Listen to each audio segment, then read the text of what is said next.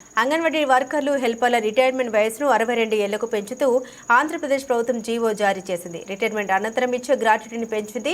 దీని ప్రకారం అంగన్వాడీ హెల్పర్లకు 1,00,000, వర్కర్లకు 40,000 గ్రాట్యుటీ అందనుంది. ఆంధ్రప్రదేశ్ ముఖ్యమంత్రి నారా చంద్రబాబు నాయుడు ఇవాళ అంతర్జాతీయ మహిళా దినోత్సవం సందర్భంగా ప్రకాశం జిల్లా మార్కాపురంలో పర్యటించారు. మార్కాపురంలో నిర్వహించిన మహిళా దినోత్సవంలో పాల్గొని ఎస్హెచ్జి స్వయం సహాయక బృందాలు ఏర్పాటు చేసిన స్టాళ్లను చంద్రబాబు పరిశీలించారు. అంగన్వాడీ వర్కర్లు హెల్పర్లకు ప్రయోజనాలు కల్పిస్తూ విడుదల చేసిన జీవోను అంగన్వాడీ ఉద్యోగులకు చంద్రబాబు నాయుడు అందించారు. కాగా ఎస్హెచ్జి ఉత్పత్తుల గురించి చంద్రబాబు నాయుడు వివరాలు తెలుసుకున్నారు. అలాగే మహిళలు, చిన్నారులపై నేరాలు నివారించడానికి women and child safety wing ను చంద్రబాబు నాయుడు ప్రారంభించారు. అంతేకాదు 1.50 లక్షల మంది మహిళలకు ఫ్రీగా కుట్టు మిషన్లు ఇచ్చే కార్యక్రమం ప్రారంభించారు. మహిళా ర్యాపిడో డ్రైవర్లను ఆయన ప్రశంసించారు. ఎస్హెచ్జీలు తమకు వస్తున్న ఆదాయం గురించి వివరాలు తెలిపారు. అరటి వ్యర్థాలతో తయారు చేసినటువంటి టోపీని చంద్రబాబు నాయుడు పెట్టుకున్నారు. గుర్రెపు డెక్కతో పాటు అరటి, కొబ్బరి వ్యర్థాలతో పీచు తయారీతో ఆదాయం పొందవచ్చని చంద్రబాబు అన్నారు. ఎస్హెచ్జీలు వీటిపై మరింత తెలుసుకోవాలని తెలిపారు. మీరే మాకు స్ఫూర్తి సార్ టెక్నాలజీ విషయంలో. అయితే అంతర్జాతీయ మహిళా దినోత్సవ సందర్భంగా మీరు టైం కేటాయించి మాతో ఇలా సెలబ్రేట్ చేసుకోవడం చాలా ఆనందంగా ఉంది. మిమ్మల్ని జీవితంలో మహిళా దినోత్సవ సందర్భంగా గుర్తు చేసుకోవాలి అంటే ఆ మహిళ ఎవరు, మిమ్మల్ని ఎంతగా ప్రభావితం చేశారు? మీ భార్య గారా, అమ్మగారా? ఎవరికి వారే. కానీ ఈరోజు మీరు ఒకసారి చూస్తే మా మిస్సెస్ ఉంది. ఎందుకంటే అందరికి కూడా ఒక ఆలోచన ఉండాలి.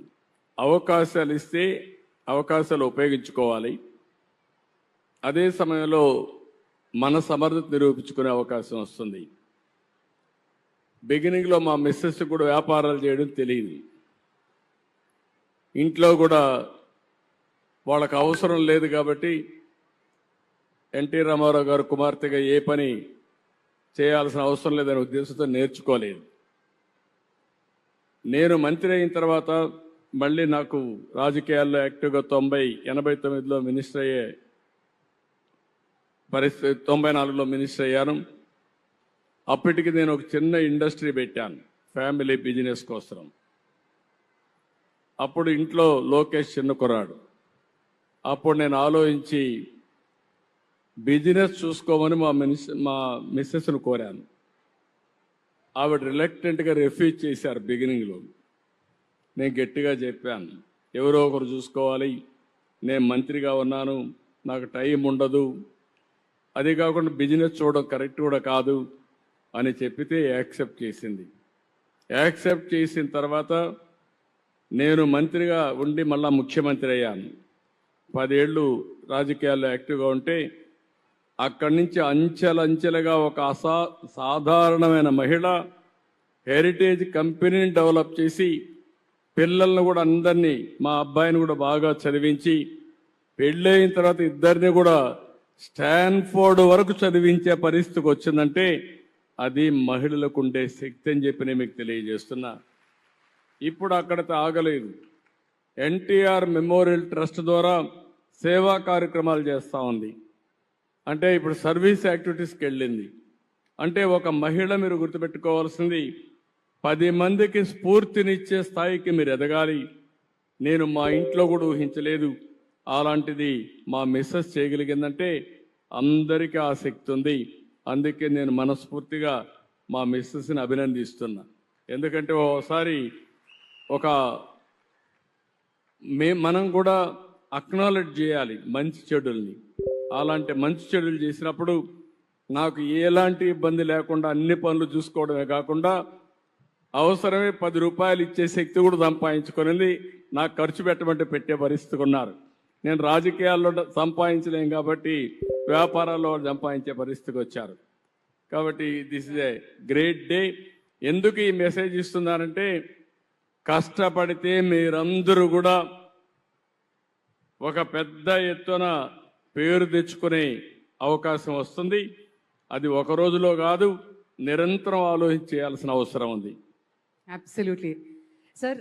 మీ తల్లిగారి విషయంలో మిమ్మల్ని బాగా ప్రభావితం చేసిన ఒక సంఘటన మాతో క్లుప్తంగా పంచుకుంటారా? ఇది మనందరికి కూడా తల్లి జ్ఞాపకాలు ఎప్పుడూ ఉంటాయి. మా మదర్ కూడా అందరం అరిగానే మధ్యతరగతి కుటుంబం.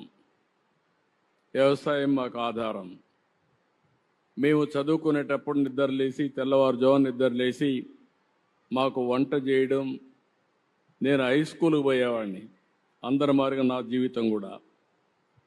హై స్కూల్కి పోతే చంద్రగిరి 6 కిలోమీటర్లు 7 కిలోమీటర్లు నడవాలి. 6 కిలోమీటర్లు నడవాలంటే 9-9:30 స్కూల్కి పోవాలి. ఇక్కడ 6:30-7 గంటలకు బయలుదేరి తప్ప అక్కడికి రీచ్ కాలేము. 6:30కు నేను బయలుదేరాలంటే మధ్యాహ్న భోజనం మళ్ళా మాకు అప్పట్లో వండి మాకు క్యారీర్ ఇవ్వాలి. అంటే అప్పుడు పొట్లాలు కూడా కట్టేవాళ్ళం. క్యారీర్ తీసుకుపోవాలని మళ్ళీ తీసుకురావాలి కాబట్టి ఈ మరిగా పొట్లాలు ఇప్పుడు చేస్తున్నారు, ప్యాకెట్ చేసి ఇచ్చేసేవాళ్ళు. దాన్ని పుస్తకాలతో పెట్టుకొని బ్యాగ్లో పెట్టుకొని వెళ్ళేవాళ్ళం. అంటే 5 గంటలకు నిద్రలేసి 4 గంటలకు నిద్రలేసి వంట చేసి మాకు స్నానాలు చేపించి స్కూలుకి పంపించేది. అక్కడి నుంచి ఓసారి ఆలోచించేవాడిని, ఎవరన్నా గెస్ట్ వచ్చినా బంధువులు వచ్చినా, నేను రాజకీయాల్లో గెస్టులు వచ్చినా వంట చేసేవాళ్ళు. ఆ వంట చేసినప్పుడు ఆ వంట గదికి పోయి వస్తే బయట వస్తే కళ్ళంతా నీళ్లు కనపడేటివి. అంటే ఆ పొగంతా వచ్చేది, కడుపులోకి పొగబోయేది, కళ్ళ నీళ్లు వచ్చేటివి.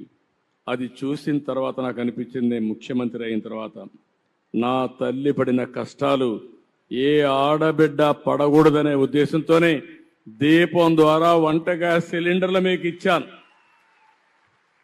దేశంలో ఎవరికి ఆలోచన రాలేదు.